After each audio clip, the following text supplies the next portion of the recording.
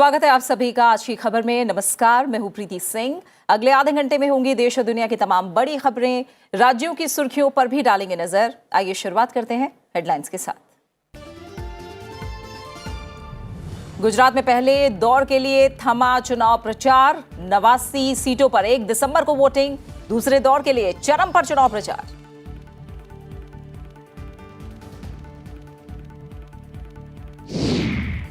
भारत का विकास भारतीय प्रौद्योगिकी के विकास से जुड़ा। 7वीं ग्लोबल टेक्नोलॉजी समिट के उद्घाटन सत्र में विदेश मंत्री का संबोधन। कहा, डाटा अब राष्ट्रीय सुरक्षा का विषय।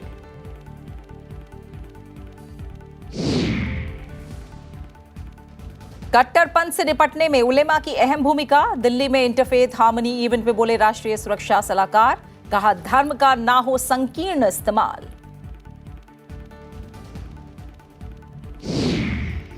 आरबीआई का डिजिटल करेंसी पर बड़ा ऐलान। खुदरा उपयोग के लिए जल्द आएगा ई-रुपया। 1 दिसंबर से पायलट आधार पर शुरू होगा परीक्षण। विस्तारा का एयर इंडिया में होगा विलय। टाटा सन्स और सिंगापुर एयरलाइंस का फैसला। सौदे के तहत एसआईए एयर इंडिया में 2000 करोड़ रुपए से ज्यादा का करेगी निवेश।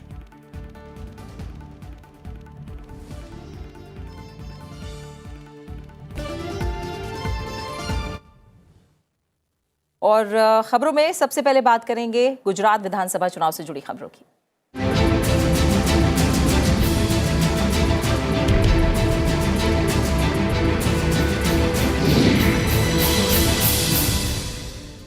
गुजरात विधानसभा चुनाव के पहले चरण का प्रचार थम गया है। चुनाव आयोग ने पहले दिसंबर को होने वाले मतदान की तैयारियां पूरी कर ली हैं। इस चरण में 19 जिलों की 89 सीटों के लिए वोट डाले जाएंगे। राज्य में पहले चरण का मतदान बहुत महत्वपूर्ण माना जाता है।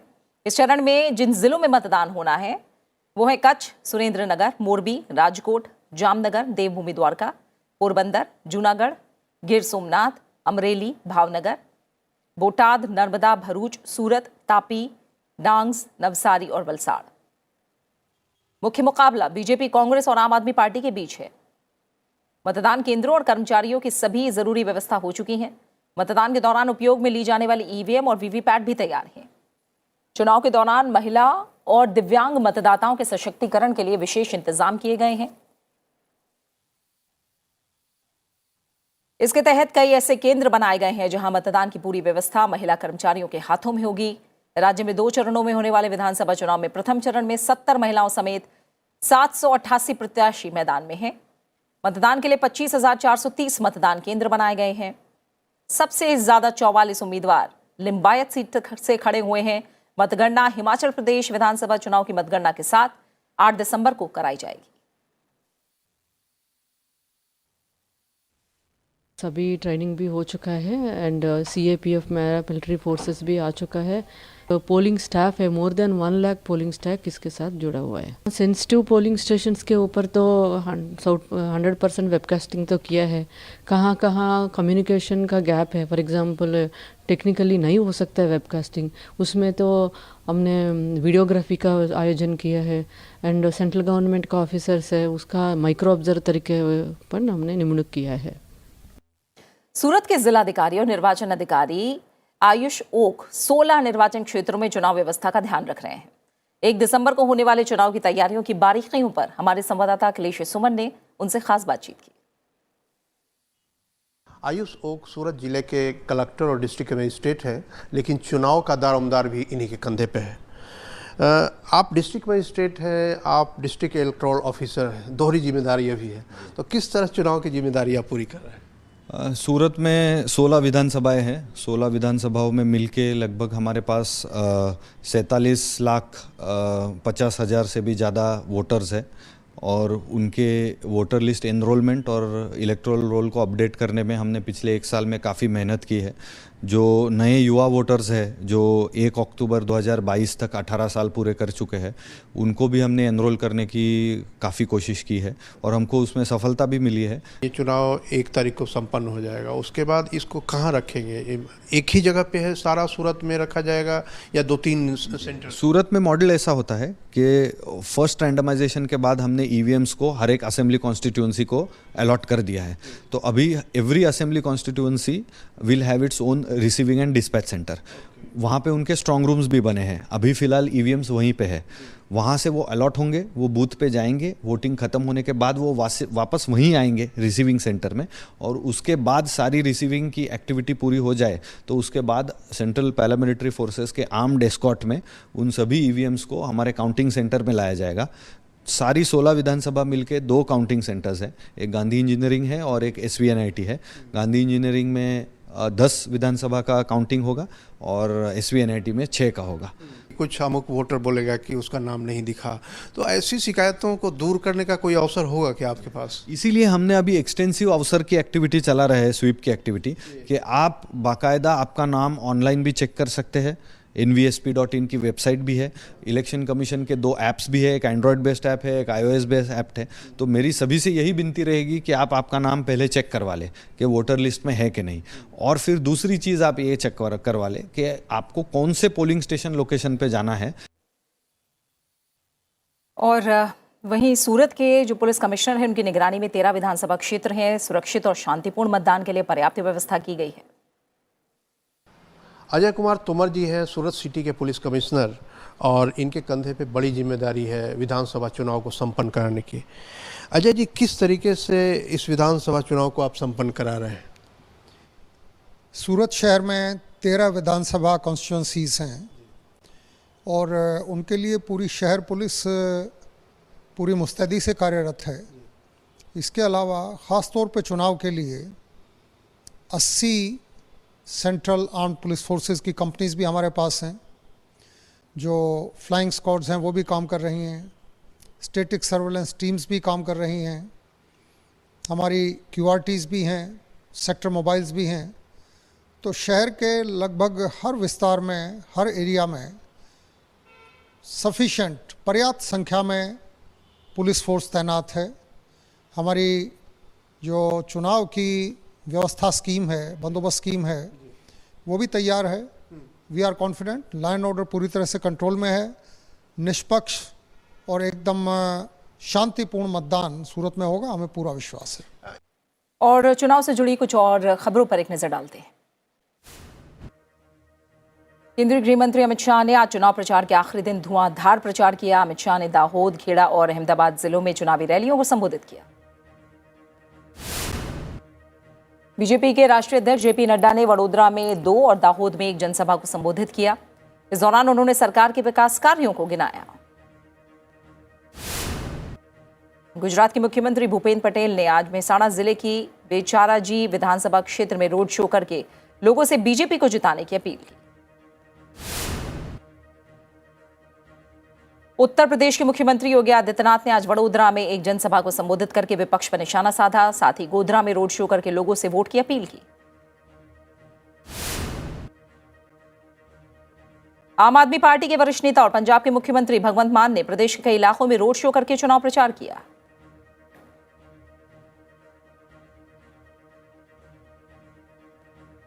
सूरत गुजरात में मेरे सहयोगी अखिलेश सुमन मौजूद हैं। फिलहाल ज्यादा अपडेट के लिए अभी हम उनका रुख करेंगे।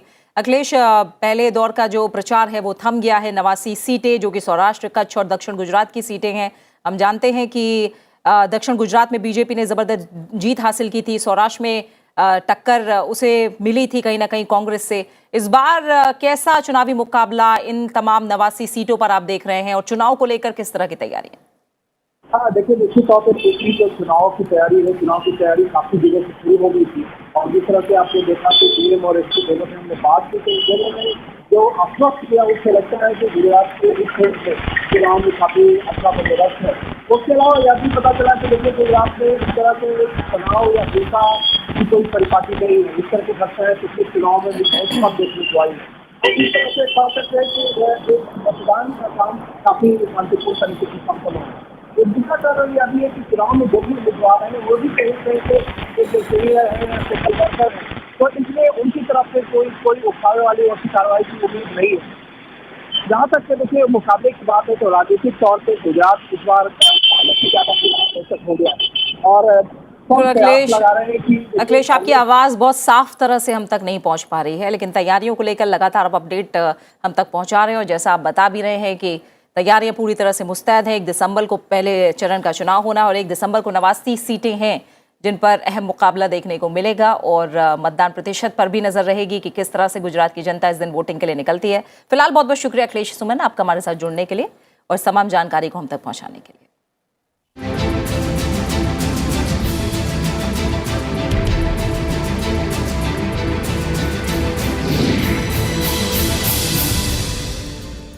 और नजर कुछ और अहम खबरों पर। विदेश मंत्री डॉक्टर एस जयशंकर ने कहा है कि भारत की उन्नति का सीधा संबंध देश की प्रौद्योगिकी में हुई प्रगति से है। दिल्ली में 7वें वैश्विक प्रौद्योगिकी शिखर सम्मेलन को संबोधित करते हुए विदेश मंत्री ने कहा कि ये विषय समाज के अनुरूप है क्योंकि आज प्रौद्योगिकी भू राजनीति के केंद्र में है।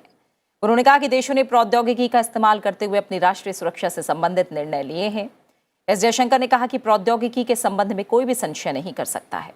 विदेश मंत्री ने इस बात पर जोर दिया कि आज के दौर में डाटा नया ईंधन है और प्रौद्योगिकी में सशक्त राजनीतिक अर्थ अंतर्निहित है। भू प्रौद्योगिकी से संबंधित 3 दिन का ये कार्यक्रम भारत का महत्वपूर्ण वार्षिक शिखर सम्मेलन है। विदेश मंत्रालय ने इसका आयोजन कार्नेगी इंडिया के साथ मिलकर किया है। इस वर्ष का विषय है geopolitics of technology.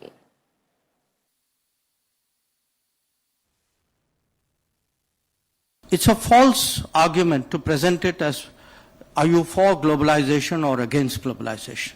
I don't think today anybody can be against it because it's such a deep reality. I think the right argument is, are you for collaborative globalization or are you for a globalization model which allows domination by a few players? And so how flat or in a sense and how broad is your globalization model? I think that to my mind is the real debate, and that debate is going to be very much driven by technology. NSA Ajit Doval ने कहा है कि सीमा पार आतंकवाद और IS से प्रेरित आतंकवाद गंभीर खतरा बना हुआ है। दिल्ली में भारत और इंडोनेशिया में धार्मिक शांति और सामाजिक सद्भाव की संस्कृति को बढ़ावा देने में उलेमा की भूमिका पर आयोजित सम्मेलन को संबोधित करते हुए उन्होंने ये बात कही। अजीत डोभाल ने भारत और इंडोनेशिया के आपसी संबंधों के बारे में कहा कि दोनों देश महत्वपूर्ण भागीदार हैं। उन्होंने कहा कि दोनों राष्ट्र व्यापक और विस्तारित आर्थिक और सांस्कृतिक सहयोग साझा करते हैं। राष्ट्रीय सुरक्षा सलाहकार ने कहा कि हिंद प्रशांत क्षेत्र में लोकतंत्र को फलने फूलने में दोनों पक्षों का महत्वपूर्ण योगदान रहा है। उन्होंने कहा कि उलेमा मुसलमानों के बीच शिक्षा का प्रसार करने और कट्टरपंथ और अलगाववाद का मुकाबला करने में महत्वपूर्ण भूमिका निभाते हैं। As you all are aware, both our countries have been victims of terrorism and separatism, while we have overcome the challenges to a considerable extent. The phenomenon of cross-border terrorism and ISIS-inspired terrorism continues to pose a threat. The aim of today's discussions is to bring together Indian and Indonesian ulema and scholars who can take forward our cooperation in promoting tolerance, harmony and peaceful cooperation. राष्ट्रपति द्रौपदी मुर्मू ने भगवत गीता की शिक्षा के महत्व को रेखांकित करते हुए कहा है कि इस ग्रंथ में व्यवहारिक जीवन और आध्यात्म की सभी शंकाओं के समाधान सरलता से मिल जाते हैं। राष्ट्रपति ने अपने 2 दिवसीय हरियाणा दौरे के पहले दिन कई कार्यक्रमों में हिस्सा लिया और यहां ब्रह्म सरोवर के तट पर अंतर्राष्ट्रीय गीता महोत्सव 2022 का उद्घाटन किया।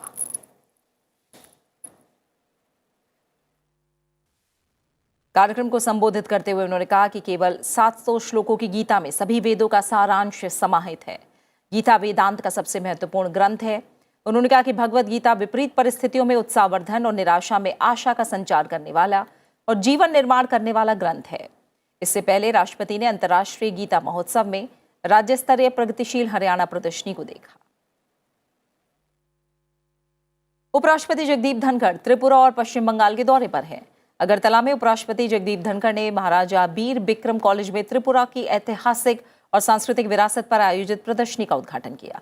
महाराजा बीर बिक्रम कॉलेज में आयोजित समारोह को संबोधित करते हुए उपराष्ट्रपति ने कहा कि आज दुनिया का कोई भी देश भारत की प्रगति की रफ्तार से मुकाबला नहीं कर पा रहा है और पूरी दुनिया में भारत की आवाज सम्मान के साथ सुनी जा रही है। उन्होंने त्रिपुरा को जीवंत संस्कृति और गौरवशाली इतिहास की भूमि बताते हुए कहा कि भगवान ने त्रिपुरा को नैसर्गिक सुंदरता और प्रकृति का उपहार दिया है। उपराष्ट्रपति ने युवाओं और छात्रों से संविधान में वर्णित मौलिक कर्तव्यों का पालन करने की भी अपील की। No country in the world is matching progress of India. Just imagine where are we now? In the entire world, our voice is heard with respect. In the entire world, the fact that we are an Indian, we have a different stature. और अब एक नजर डालेंगे कुछ और प्रमुख समाचारों पर। विदेश मंत्री ने दिल्ली में इंडोनेशिया के राजनीतिक, कानूनी, मानवाधिकार और सुरक्षा मामलों के समन्वय मंत्री मोहम्मद महफूज से मुलाकात की। इस दौरान G20 से जुड़े विषयों, म्यांमार की स्थिति और द्विपक्षीय सहयोग के बारे में चर्चा की गई। निर्वाचन आयोग चुनाव चिन्ह को लेकर शिवसेना के उद्धव ठाकरे और एकनाथ शिंदे के नेतृत्व वाले विरोधी गुटों के मामले पर 12 दिसंबर को सुनवाई करेगा। आयोग ने दोनों समूहों को 9 दिसंबर तक अपने अपने दावों के समर्थन में नए दस्तावेज जमा करने के लिए कहा है। केंद्र सरकार ने इसरो को अंतरिक्ष रॉकेट के लिए ठोस प्रणोदक के निर्माण, भंडारण, उपयोग और परिवहन के लिए मंजूरी लेने के नियम से छूट दी है। कारोबारी सुगमता को बढ़ावा देने के तहत यह फैसला लिया गया है। कोयला ब्लॉक की वाणिज्यिक नीलामी में बोलीदाताओं की भागीदारी को बढ़ावा देने के लिए इस हफ्ते मुंबई में एक निवेशक सम्मेलन आयोजित किया जाएगा। कोयला मंत्री प्रहलाद जोशी 1 दिसंबर को होने वाले सम्मेलन की अध्यक्षता करेंगे। देश में एक दिन में कोरोना के 215 नए मामले सामने आए हैं, जो अप्रैल 2020 के बाद से सबसे कम संख्या है। जबकि इलाज करा रहे मरीजों की संख्या घटकर 4,982 रह गई। बीएसएफ ने पाकिस्तान से पंजाब के अमृतसर जिले में आए 2 ड्रोन को मार गिराया है। ड्रोन में नशीले पदार्थ रखे होने का संदेह है और उसमें मिले सामान की जांच की जा रही है। ब्रिटेन के प्रधानमंत्री ऋषि सुनक ने हिंद प्रशांत क्षेत्र के साथ संबंधों को मजबूत करने पर अधिक ध्यान देने की योजना के तहत भारत के साथ मुक्त व्यापार समझौते को लेकर अपने देश की प्रतिबद्धता को दोहराया है। भारत में इजरायल के महावाणिज्य दूत कोबी शोशनी ने द कश्मीर फाइल्स पर फिल्मकार नदब लापिद की टिप्पणियों से दूरी बनाते हुए कहा कि इस फिल्म पर वाद विवाद से भारत और इजरायल के बीच संबंध मजबूत होंगे। अमेरिका के हवाई द्वीप पर दुनिया का सबसे बड़ा सक्रिय ज्वालामुखी मौना लोआ से 38 साल में पहली बार नारंगी चमकीला लावा निकला और राख का विशाल गुबार उठते देखा गया, जिसके बाद निवासियों को हर तरह की प्रतिकूल परिस्थितियों के लिए तैयार और सतर्क रहने की सलाह दी गई। भारत के स्टार बैडमिंटन खिलाड़ी लक्ष्य सेन नवीनतम BWF विश्व रैंकिंग में 2 स्थान के फायदे से दोबारा करियर के सर्वश्रेष्ठ 6ठे स्थान पर पहुंच गए। लक्ष्य ने 23 टूर्नामेंट से 75,024 अंक जुटाए।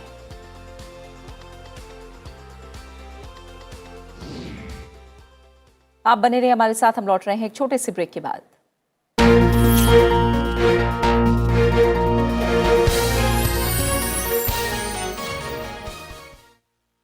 The glorious journey of India's 75 years of independence, protection of rights, ensuring equality, to empower, to deliver justice. Laws that have defined India and its people, laws that everyone should know. Watch 75 years, laws that shaped India, with me Hemant Batra, only on Sansad TV.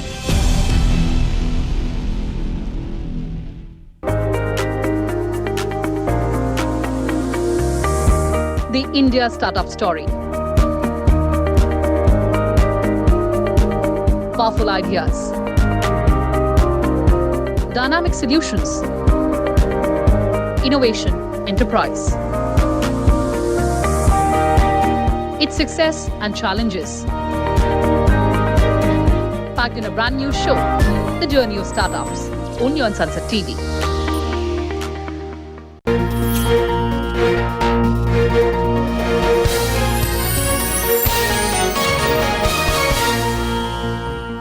आप देख रहे हैं आज की खबर और आइए बढ़ते हैं आगे, बात करते हैं राज्यों से जुड़ी बड़ी खबरों की।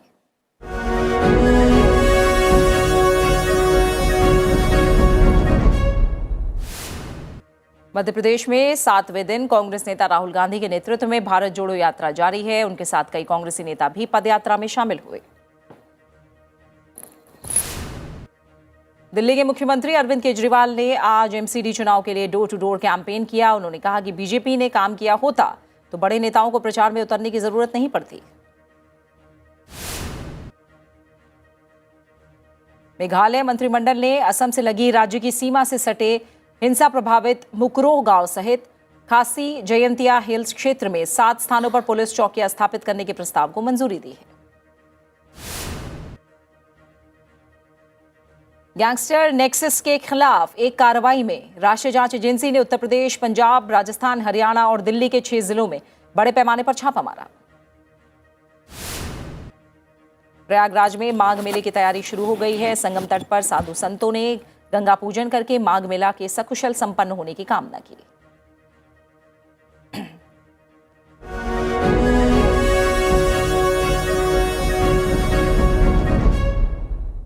रक्षा मंत्री राजनाथ सिंह ने कहा है कि जिस देश में राष्ट्रीय सुरक्षा मजबूत नहीं है, वहां उद्योग और व्यवसाय कभी फल फूल नहीं सकते।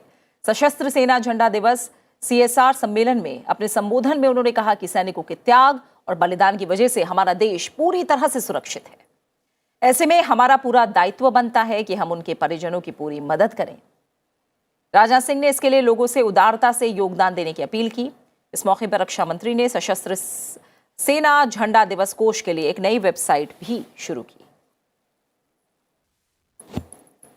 वहीं रक्षा मंत्री राजनाथ सिंह आगरा वायुसेना स्टेशन में आयोजित आसियान समन्वय 2022 में मुख्य अतिथि के तौर पर शामिल हुए। यहां रक्षा मंत्री राजनाथ सिंह ने अपने सामने जाबाजों ने आसमान में हवाई करतब दिखाए। साथ ही उन्होंने उपकरणों की प्रदर्शनी का भी निरीक्षण किया। रिजर्व बैंक डिजिटल रुपए के खुदरा उपयोग के लिए 1 दिसंबर से पायलट आधार पर परीक्षण शुरू करेगा, जिसमें सार्वजनिक और निजी क्षेत्र के 4 बैंक शामिल होंगे। RBI ने मंगलवार को जारी बयान में केंद्रीय बैंक डिजिटल मुद्रा के खुदरा उपयोग संबंधी पायलट परीक्षण की घोषणा की। RBI ने कहा कि 1 दिसंबर को बंद उपयोगकर्ता समूह में चुनिंदा जगहों पर यह परीक्षण किया जाएगा। इसमें ग्राहक और बैंक मर्चेंट दोनों शामिल होंगे। इसके पहले केंद्रीय बैंक डिजिटल रुपए के थोक खंड का पायलट परीक्षण कर चुका है। 1 नवंबर को डिजिटल रुपए के थोक खंड का पहला पायलट परीक्षण हुआ था।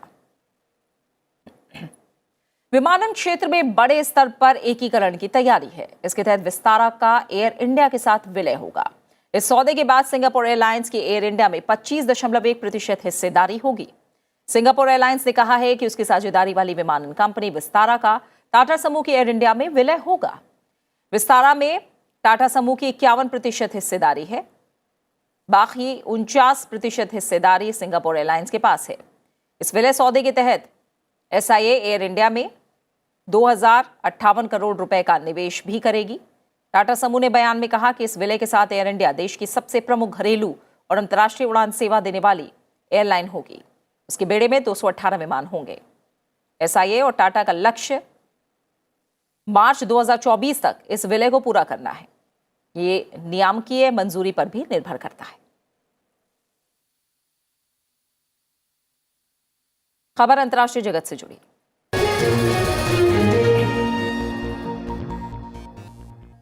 चीन की राजधानी बीजिंग में पुलिस की तैनाती के कारण कोविड रोकथाम के लिए लागू कड़ी पाबंदियों के खिलाफ जारी प्रदर्शन थम गया।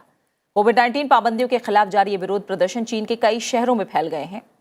इन प्रदर्शनों ने सत्तारूढ़ कम्युनिस्ट पार्टी के लिए मुश्किलें खड़ी कर दी हैं।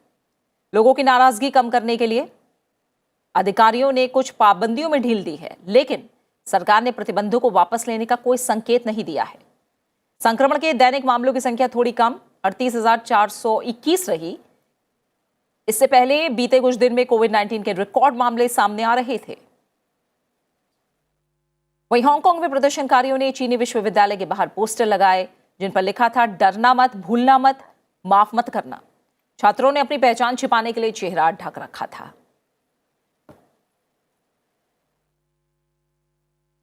और इसी के साथ फिलहाल इस बुलेटिन में इतना ही। आंध्र प्रदेश के विशाखापट्टनम में रामकृष्ण समुद्र तट पर सैनिकों ने नौसेना दिवस का पूर्वाभ्यास किया। जाते जाते आपको छोड़ जाते हैं इसी से जुड़ी तस्वीरों के साथ।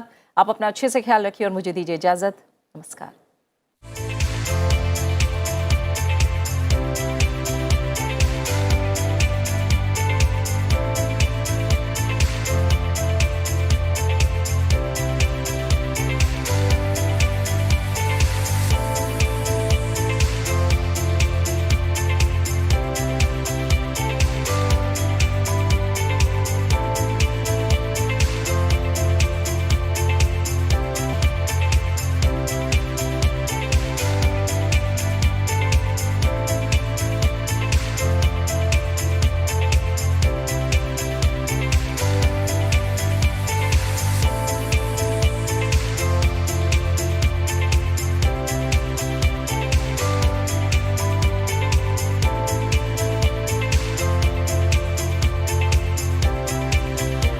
है।